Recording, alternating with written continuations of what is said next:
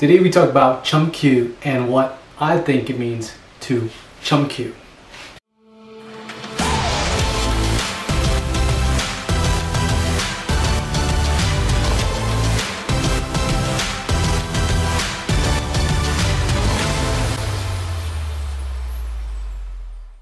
Hey, welcome to Practice Wing Chun, where we discuss Wing Chun and answer any training related questions. My name is Edgar and this is episode 52 of Practice Wing Chun. And today is a bit of a follow-up episode from the previous one where I talk about the 4 types of open hand forms. But today we'll just be focusing on Chum Kiu. Now, I got some comments from a few people on the previous video. And this one goes out to you, Chris. Thanks for commenting and leaving your feedback. And what he says is Chum Kiu is essentially putting everything you learn from Silom Tao together and putting it into simultaneous action in the Chum Kiu form. Meaning putting Tan Sao and Bong Sao together, Wu Sao, and things like that, and combining the techniques you learn into the form. And I agree with him. But the only thing is, I only think that makes up half of Chum Kiu, because in Chum Kiu, the form introduces new techniques that weren't in Silom Tao. So for instance, the front kicks, the raising crotch kick, and then there were also the double Tan Sao, double Bong Sao, and even a slight double Buji palm strike, right? So yes, it does have Silom Tao techniques present, but I also think it introduces a lot of new techniques.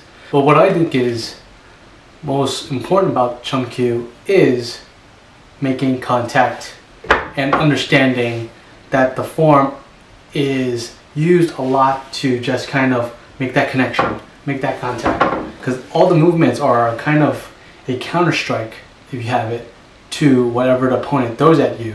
And it presents a lot of scenarios that you could be put in, whether punches coming from the side of you, behind you, things like that. The form kind of covers like all the possible combinations of how an attack can come at you in different angles, and about how to make contact and then use that to counter strike. Because if you look at the form, in my Chum Kiu form, I think all of it is about counter striking.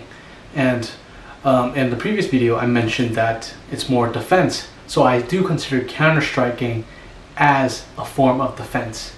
So if you go back to your Chum Kiu form, what do you notice when you do your Chum Kiu form? Do you see where it's possible to make contact with your opponent when they throw a strike? Because when you're doing the form, you should be trying to see how it's applicable to a situation and why that move or that technique is in the form.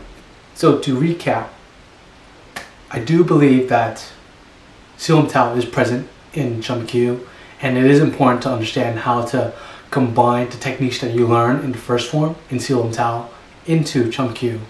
And this is present in other and future forms as well. So Chum Kiu is just the first step of doing that.